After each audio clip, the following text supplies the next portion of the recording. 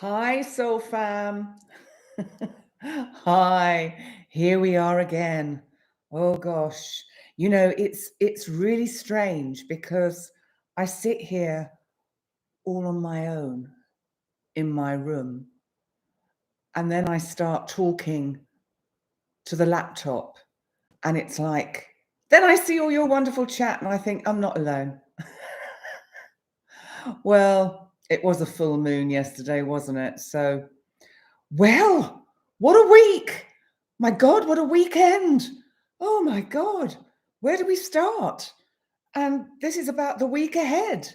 Well, it'll be some of the week ahead. Thankfully, the week ahead looks a little bit kind of less stressful.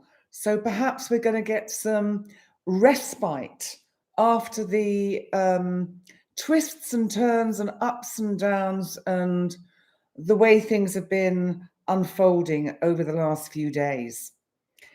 So, and talking about that, which I just thought was extraordinary, North Korea, they're sending off bags of rubbish on hot air balloons to dump on South Korea. I mean, hello, and they hope to achieve by this, I throw rubbish on you, take that wet fish, slap, slap. I mean, oh dear, the world has gone completely mad. Anyway, hello, good afternoon, good morning, good evening. And I thought I would take a little look at what's been happening, what the three charts I'm going to have a little look at. One is Robert J. Kennedy Jr. I've got the right chart this time because I've been specifically asked to look at that chart. So I will give that a quick peruse. And I think we should have another look at Kamala Harris. And I thought it might be quite useful to look at J.D. Vance. I know nothing about him. I don't know if any of you do, but I just thought it would be a good idea and perhaps helpful. But how are you all? I can see there's plenty of chat going on, lots of names I recognize, some I'm not so familiar with, but it's lovely to see you. I'm still getting over what I realize now was COVID. Well, I guess I was going to get it sometime, and it got me last week or 10 days ago. And I'm still coughing well, and I get very tired. I suddenly, in the middle of the afternoon, think, oh, I need to sleep. I go and lie down on the bed and sleep. So it's all really rather bizarre. So I know what I wanted to say. We in Mortar and Gozo have been enduring, for some reason, power cuts. Well, I do know the reason. It's Uranus, Mars stuff. But that aside, we have been experiencing power cuts. I can't say why, because they'll come round here and lock me up or something. Anyway, let's just say politics and etc., etc. Anyway, my reason for telling you this is if suddenly the screen goes blank, it's because we've had a power cut. I will do my best to come back online on 5G, but just in case that happens. So thank you, Mimini, bless you. And I hope, Andy, you are feeling good and happy with the results of your new figure. The Facebook picture that I saw, you looked amazing, radiant, lovely. And I hope everyone is doing well. And Jem, I see you managed to make a note of our thought of the week, because actually that's the one I'm going to expand on today. I think it's really rather important. But before we get there, I think we should just look quickly at what's happened this weekend and how it's played out in the charts of the main actors on the stage. So, of course, we had a full moon in Capricorn yesterday. Now, we're still in the energy of that full moon. And the moon has now gone into Aquarius, and it stays in Aquarius for a little while, and then later today it moves into Leo. So we still have this full moon energy, and that energy is going to be around for the whole week, really. I just think the events of yesterday were extraordinary in the timing of them, and that the point where we are all made aware that President Joe Biden was going to drop out of the race, you couldn't make it up. An astrologer couldn't make it up, but it's what happened. And I think I said something either in my Astro Bite yesterday or in the full moon video about the intensity of the energy of this full moon, and that endings would actually happen on the day of the full moon because it was such tight, dramatic energy. It was so final because of the presence of Pluto. Pluto is about finality. Pluto is about endings, death, the end, gone. And so it had this quality, the energy yesterday, with the full moon conjunct retrograde Pluto in Aquarius. And it's interesting because in one of the astrobites I did last week, I was talking about, hi Susan, I was talking about the fact that Pluto was going to move back into Capricorn to tidy up a little bit, like a cleaning organization or operation after forensics had been to the crime scene and taken what they needed.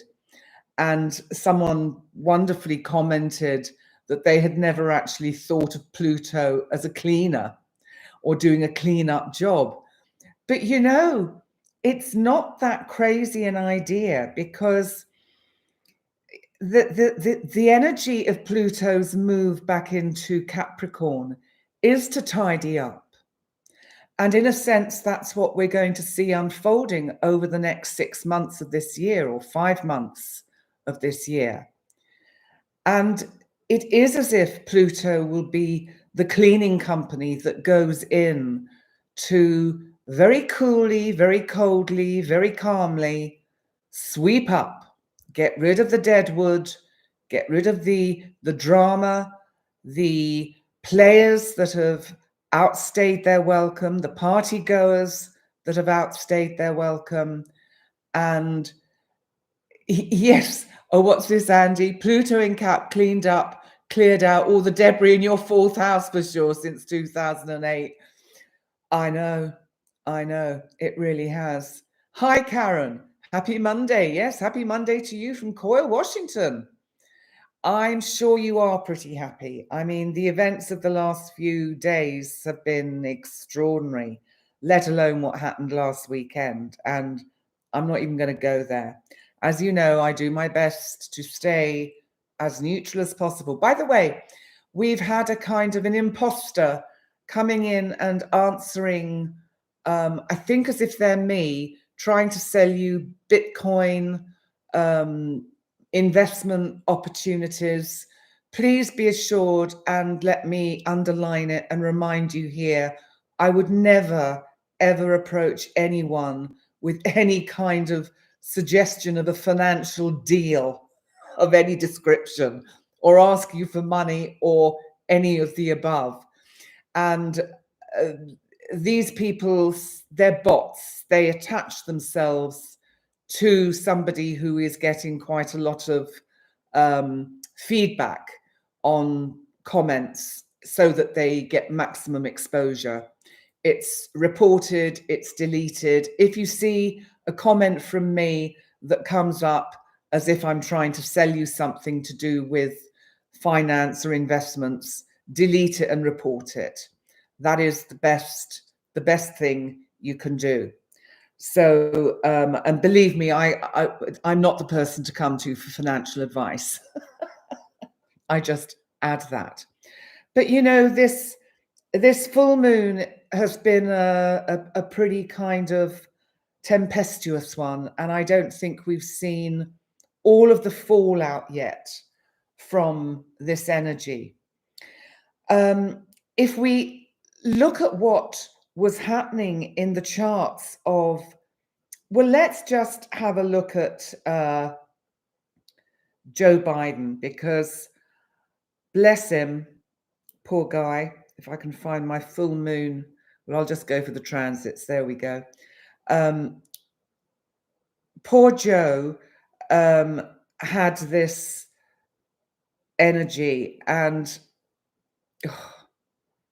pressing the wrong buttons. I think we have to take it back to what was going on for him in the weekend before with the Mars-Uranus conjunction. The Mars-Uranus conjunction for Joe Biden was in his 6th house of health. And it was pretty clear that health was going to be a major issue coming up suddenly and surprisingly for him around that time, which of course is what actually unfolded. And it's interesting that it turned out to be something that isolated him, because in a sense, poor guy has also been, to a certain extent, isolated now. And I think it's as much as I think we all recognize the need for him to step back, it's very sad when you see somebody struggling, as he clearly was, and it's not something to be, as some comics have done, made fun of him. The man has done his best. Whether you like him or loathe him, the man will have done what he thought was best throughout his terms. So I think it's really important to celebrate his time as president, and he's not gone yet. And I'm sure there's a little bit of life in the old dog yet. And, you know, we have to also remember what was happening in ex-President Trump's chart with that Mars-Uranus conjunction, because that was conjunct his midheaven. Now that is still going to be playing out for him. You know, that we could almost say he's not out of the woods yet either. Now, I don't know what can be interpreted by that astrologically. I just know that his chart does not, it's not comfortable. It's not a comfortable progression forward for him, which doesn't mean he won't be successful in his desires, but it does mean that it's not going to be easy. But let's look at Kamala Harris, because she's now been endorsed at least by Biden. And I'm trying to keep an eye on the chat, and it's difficult. So I'm doing my best. But let's just have a look at Kamala Harris, because this full moon for her yesterday was in her, it was in her 8th house. Well, the 8th house is the part of the chart to do with endings and beginnings. It's a very dramatic house. It's also to do with finance, money, other people's money, investments. So it would seem that she was quite literally thrust into the midst of things with this full moon conjunct Pluto. And the degrees, and if I just glance around her chart to see what they were linking up with? Well, it was, okay, sextiling her son. So this was career-wise, it's positive for her. I mean, you don't need an astrologer to tell you that. It has to be positive for her, I presume. I don't know enough about American politics to be able to say that. But she, yes, she's a Gemini ascendant. So she has transiting Gemini in her 12th house currently. When that comes up to her ascendant, by God, is she going to have a lot to say? That's not for a while. That's not for, well, probably not till about November, which is interesting. So her moon, just to let you know, is in Aries. So this lady has fire, but she has fire tempered with intuition and gut feeling. Moon in Aries. Think about it. And her sun in Libra gives her an ability to see both sides of a situation, to hold the space, to hold the balance. So, you know, if we look at her chart very basically, then it's actually been quite fortunate for her. If we look at the Mars-Uranus conjunction, which was the week before, it was conjunct her natal Jupiter in her 12th house. This was about things going on behind the scenes and her having to really dig deep and think deeply, because I think she already knew at that point what was going to happen. For sure she did. And I think that she had to dig deep to think seriously about, did she want to put on this mantle? Because it's a heavy one to carry for potentially 4 years. And you have to think about the pros, the cons, your family, all of these issues have to be brought up. So I've just noticed my light is flickering in the back. I think the bulb is going. Anyway, if it goes, it goes. So moving on, I want to look at, let's have a look at Robert Kennedy, because I promised I would look at his chart. And I know he's a rank outsider, but hey, let's give it a go. Let's have a look. Well, his sun is in Capricorn. His natal sun is in Capricorn. Interestingly, conjunct his natal Mercury. This makes him somebody who takes everything he talks about very, very seriously. It's in his 6th house. His routine, his work is absolutely top of the list for him. It is the most important thing in his life. This full moon we had yesterday was conjunct his sun and Mercury, and actually his natal Venus. So only time will tell, but this may yet prove to have been a fateful full moon for Robert Kennedy Jr. If we look at what else is going on in his chart, his moon is in Cancer. Now, of course, the moon rules Cancer, so this is a good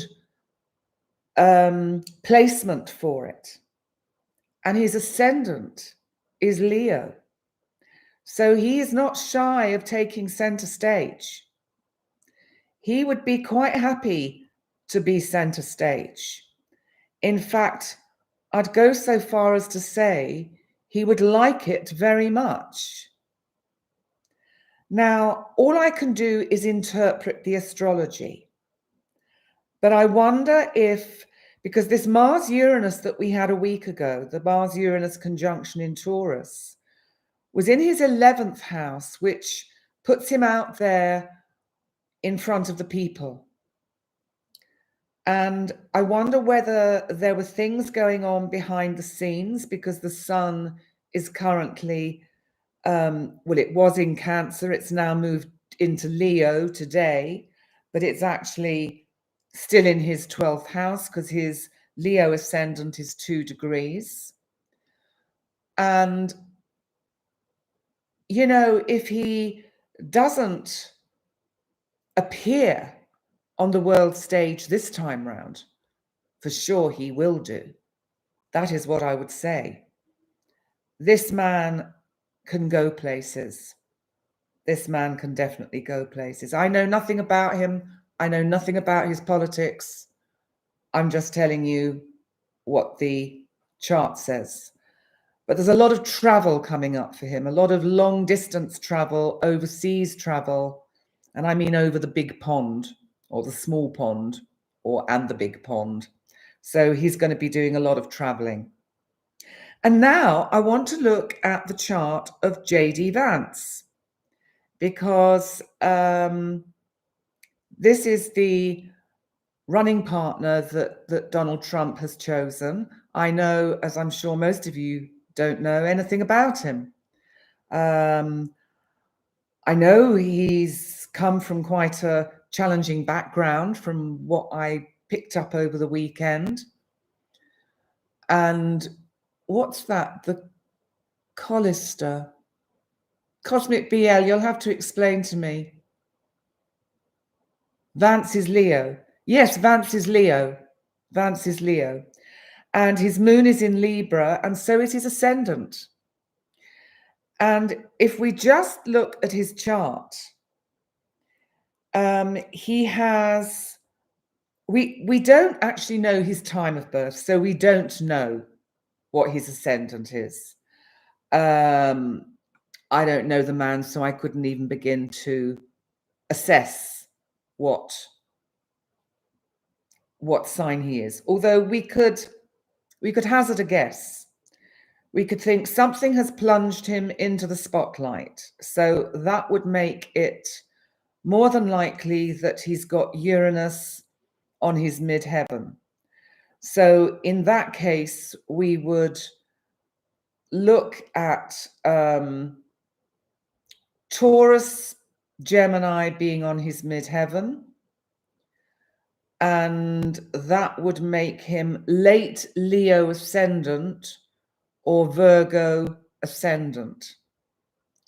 Now, I choose that configuration because Uranus is about the internet, electricity, electronic devices, television, YouTube, videos, filming. The midheaven is the public stage. So this is about putting someone in the public eye. Suddenly, shockingly, they're out there. So I bet you he's a Leo ascendant or a Virgo ascendant. That is my my assessment. Bulbs, Gem, you're going to have to tell me what that is. So, hi, Laurie. Good to see you here. And so I would hasten a guess that he is a, as I say, Leo or Virgo ascendant. So, and that would put his birth time probably early morning. If we look at the energies of what's been going on for him, then the just looking round, the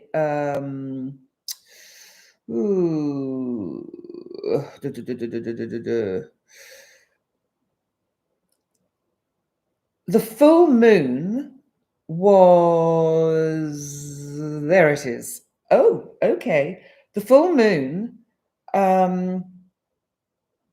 was probably in his 7th house of significant relationships. Well, of course, being propelled into the public eye as he has been, it's going to affect his close personal relationships.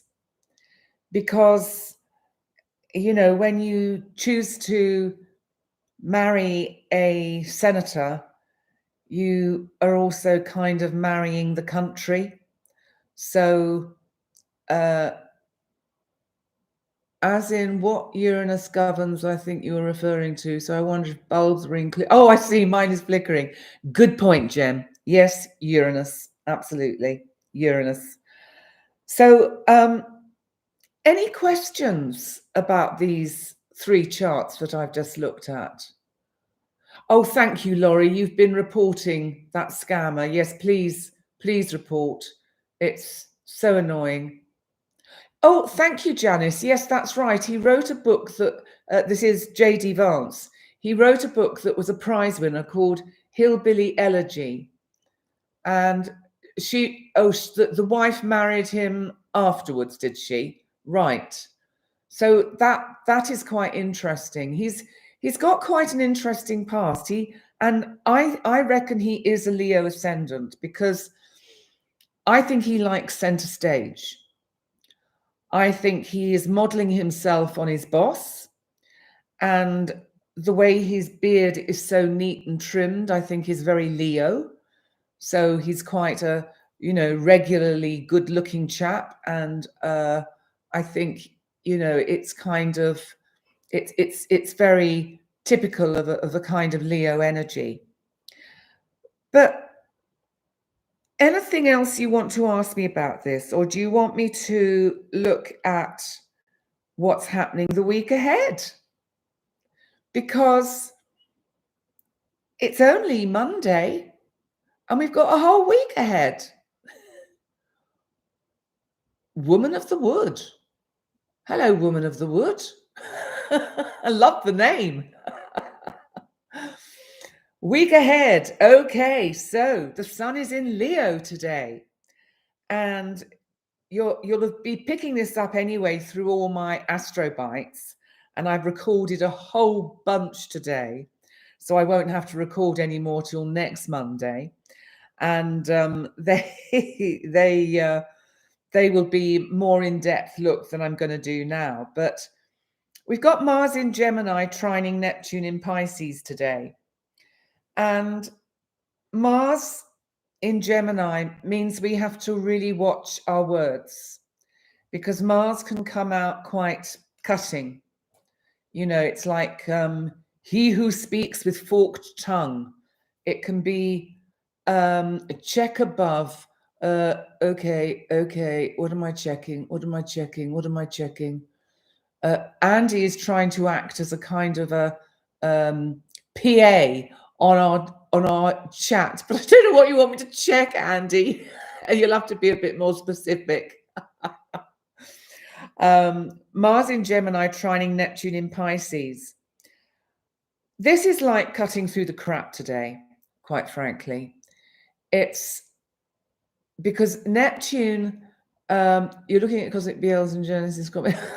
Sorry, I'm totally, he's very right wing. Okay. Oh, women should stay at home. Oh, should we? Okay, right. Uranus also relates to potential to handle situations with perspective and social self-investment. Potential to handle situations with perspective and social self-investment. Yeah. Nice. Yeah, that sounds good. I have to get my head around that. Remember, it's 6:30 here in the evening. My head's not kind of up to speed really with all of this. But there is something about we are not being told everything. Well, we know we're not being told everything. We're never told everything, are we? So we have to take everything with a pinch of salt. Now, tomorrow, the moon is in Pisces.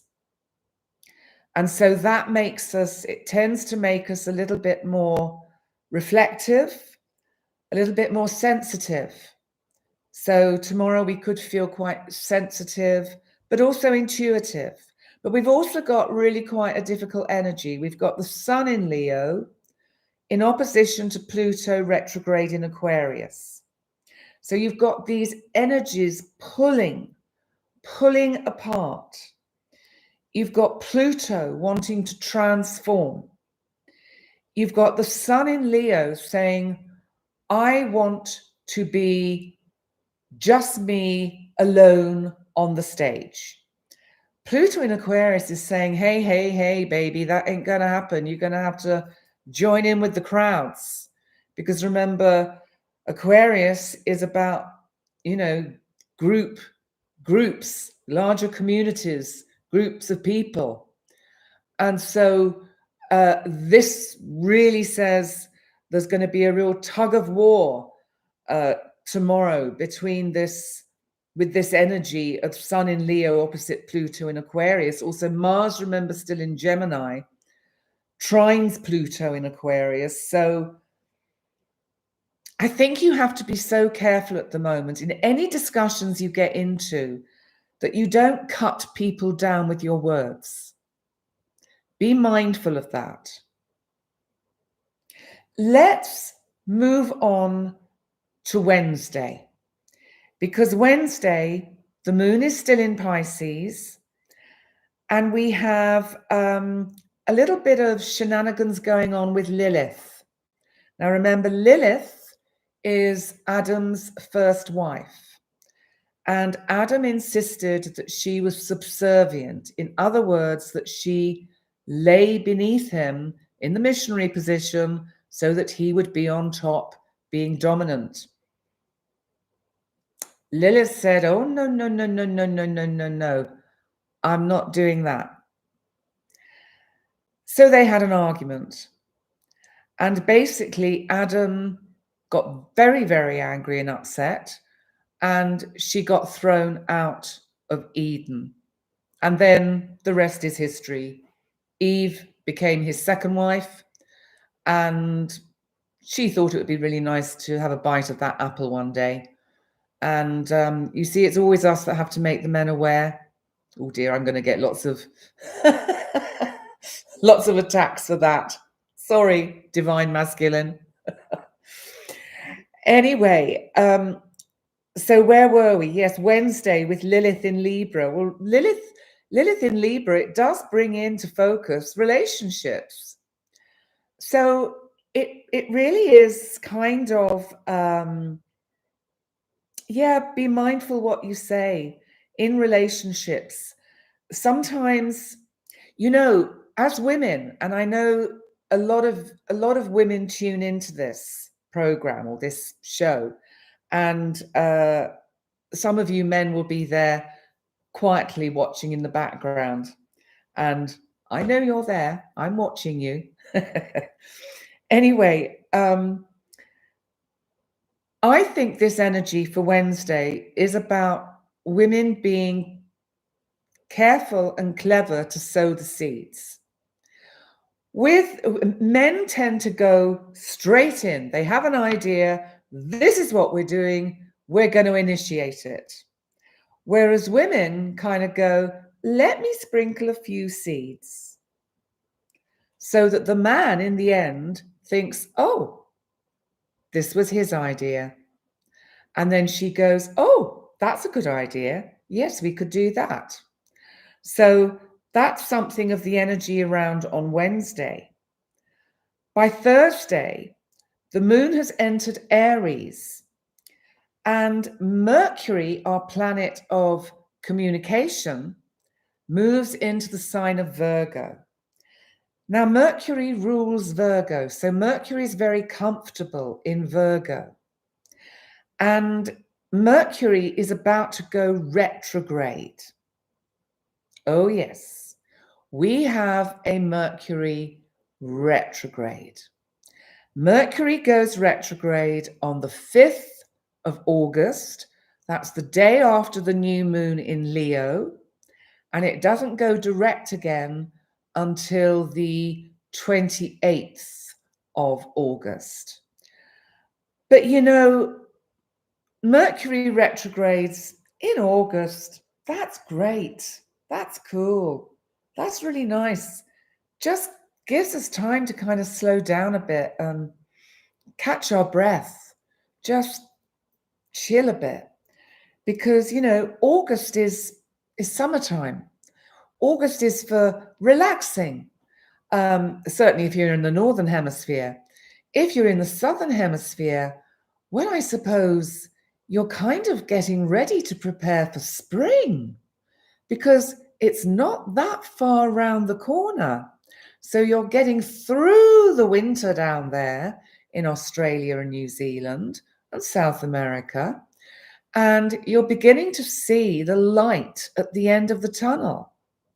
Now, by Friday, the moon is in Aries and the sun in Leo is sextiling Mars in Gemini. There's a lot going on with communication this week and tough talk. And it's tough talk.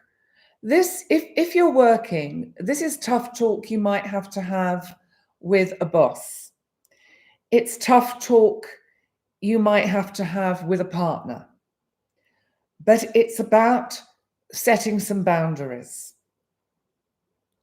The other significant event that happens at the end of the week is that Chiron, our wounded healer, our trauma wound that never heals, our inner core kind of PTSD traumatic wound part that just never heals. Chiron goes retrograde in Aries. This is good as well. We're going to have an awful lot of not just the outer planets, but the kind of smaller space objects and personal planets retrograde, like Mercury, which could actually be really quite nice and quite actually helpful. What's that, Andy? 31 days, 31 is like 31 Saturdays in a row. Love it. Love it. So Chiron retrograde, it's a time actually to heal. And, you know, if you do have a chance next week, or this week rather, and next weekend to go away for a few days, you know, get in touch with the earth. It's Pam Gregory, who I'm always mentioning, is always talking about the need, and I so agree with her, to put bare feet on earth. Bare feet on earth. It's so good for the soul. I haven't really got any earth here that I can do that with, because it's all covered in concrete. Why do people build too much? But there we go. Yeah, absolutely, Jem. Come on, Karen, let's heal and heal the world. Michael Jackson, do you remember that song, Heal the World? Yeah, absolutely. By Saturday, the moon will enter Taurus, and Pluto in Aquarius will square the moon in Taurus. So we might be feeling a little bit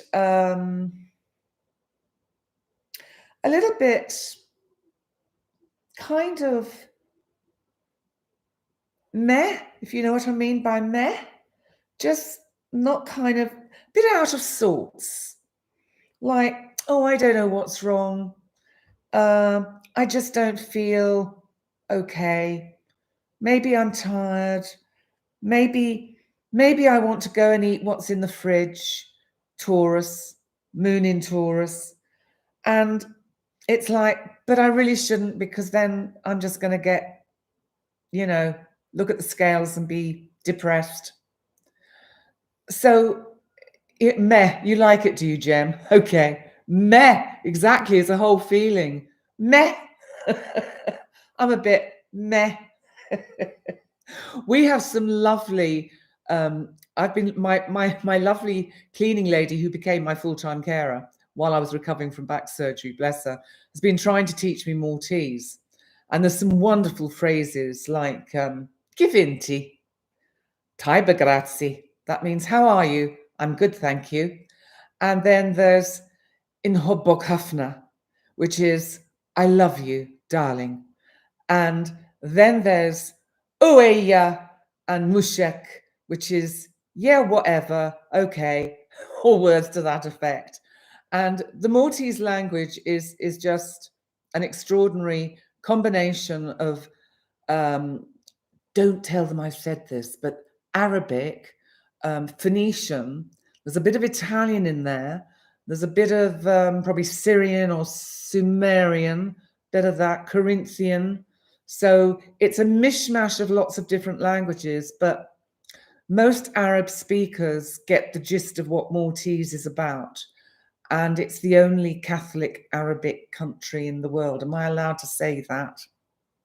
I hope so. So that's your little Maltese lesson for the week. So by the time we get to Sunday, we don't actually have any particular transits. We just have the moon in Taurus. So next weekend, I think we'll just be going, oh, let's just relax, because it's been too much the last couple of weeks. We've had to be, our adrenaline has been pumping and pumping and pumping as, you know, the news keeps coming up and we keep going, oh my God, look what's happened now. And so we've had all that going on, and it's just been too much, too hot to handle. So this morning, if you listened to my Astrobite, I talked about the Tao, which is also called the Way. And this is what I wanted to talk a little bit more about. And for those of you that haven't seen this morning's Astrobite, I will explain. The Tao means the way. And the Tao was coined, or the phrase was coined, if you like, by Lao Tzu. And it's kind of, I suppose, Zen kind of pre-Buddhism kind of stuff. And Lao Tzu, spelled Laotsu, wrote the I Ching. And I really should do an I Ching for the month ahead or something. That would be quite a good idea. When I do the month ahead in a couple of weeks' time, I'll cast an I Ching for it. And that could be very interesting, just a general one. But what I want to do is read you this 4-line quatrain, because this was given to me, and I do talk about this in the Astrobite, by the very first psychotherapist I was in therapy with before I even thought of training as a psychoanalytical psychotherapist. And he was a wonderful man, really interesting, Jungian. He was always he'd just plop things sort of metaphorically in my lap, and I'd go, oh, that's interesting. Anyway, he gave me a book with this phrase in, this verse, and it goes like this. Man follows the laws of earth. Earth follows the laws of heaven. Heaven follows the laws of the Tao. The Tao follows the laws of its intrinsic nature. Now, the Tao means the way. The way is the flow. There is only one way to go. It's the way that the cosmos or the divine, whatever name you want to assign to the divine intelligence, asks us to go. So the way is the way that we have to go. It's the flow of the river. And the word, excuse me, the word last week was the flow. And it suddenly came to me this week. I thought, no, I have to talk about the way.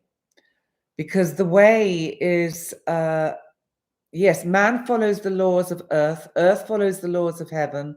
Heaven follows the laws of the Tao. and the Tao follows the laws of its intrinsic nature. It's paradox. And I love that last line. And the Tao follows the laws of its intrinsic nature. It gives me goosebumps to think of it, because I just think it's quite beautiful. So I want to leave you with that this week. I'm not doing a long one tonight, because it's been a long weekend. It's been a long week last week. There is so much stuff going on, and I'm sure a lot of you have stuff going on, whether it's privately, professionally. I certainly got stuff going on privately, which is quite extraordinary. It's all good stuff. It's all good stuff. So, you know, it's, yes, Poonam, poignant. And so, you know, any questions before please read out the little poem. Oh, I've just read it out, Andy. Do you want me to read it out again?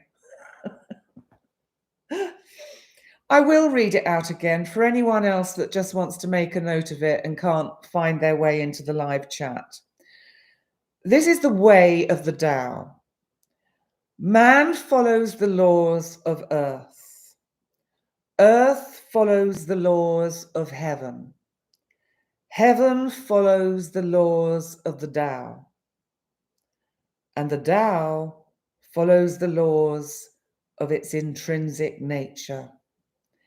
This verse, if you keep that somewhere, pinned on your fridge or whatever, or in your wallet or whatever, read it. It brings you back to the present.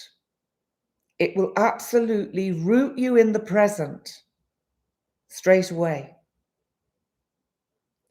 You know, we talk about past, present, and future. And you know, because you've heard me talk about it, I don't think we have past, present, and future. We only have the now. We have the now, and we have the probabilities of the realities that we can manifest. Hello, Karuna from India. Namaste. Welcome. Algol Cosmic BL is ALGOL, not UL, ol, ALGOL. Algol is just Algol, and it's just there. And it, you know, it was extraordinary that we had the Mars-Uranus conjunct Algol leading up to, or it was Trump's assassination attempt was the lead up to that conjunction of Mars-Uranus conjunct Algol. And Algol can literally mean losing one's head. Mars can be an attack, a sudden, you know, sudden accident, a sudden event because of Uranus's presence. So I think the whole thing is extraordinary. Let's not go down that rabbit hole. There will be many more, I am sure.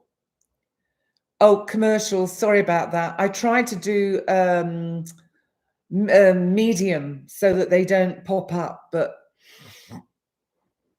they just do. And I have no control over them. So, oh, are you a few seconds behind, Andy? Okay. Okay. Anyway, look, my loves, I'm just going to read quickly. Yeah, we do need to work on our chat here.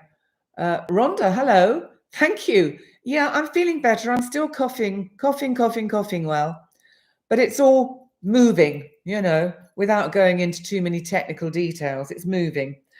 And, you know, remember to stay in the present.